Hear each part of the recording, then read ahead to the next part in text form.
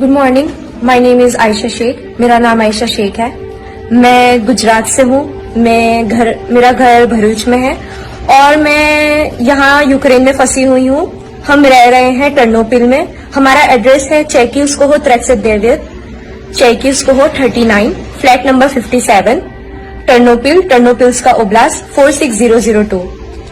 हम सारे सिचुएशन से हम स्टूडेंट्स कब से बोल रहे थे हमारी एम्बेसी को, हमारी यूनिवर्सिटी को, हमारी एम्बेसी ऑफ इंडिया को दैट हम यहाँ पे फंसे हुए हैं, बट हमारी यूनिवर्सिटी ने ना कोई डिसीजन लिया, ना एम्बेसी वालों ने यूनिवर्सिटी को प्रेशराइज किया। अभी सिचुएशन ऐसी हो चुकी है कि मार्शल लॉ लगने वाला है। यहाँ पे इमरजेंसी सिचुएशन हो गई है। यहाँ पे साइलेंसर्स बज रहे हैं और मैं और मेरे साथ में मेरी 2 रूममेट्स हैं, आशिता और दिव्या। आशिता जो है वो राजस्थान से है, दिव्या जो है वो मध्य प्रदेश से है। हम सारे बच्चे यहाँ पे स्टक हुए हैं। अब अभी हमारी यूनिवर्सिटी हमें बोला है दैट आपकी यूनिवर्सिटी अब जाकर ऑनलाइन हो रही है, जब सारी सिचुएशन खराब हो चुकी है। प्लीज आप लोग हमें मदद करें।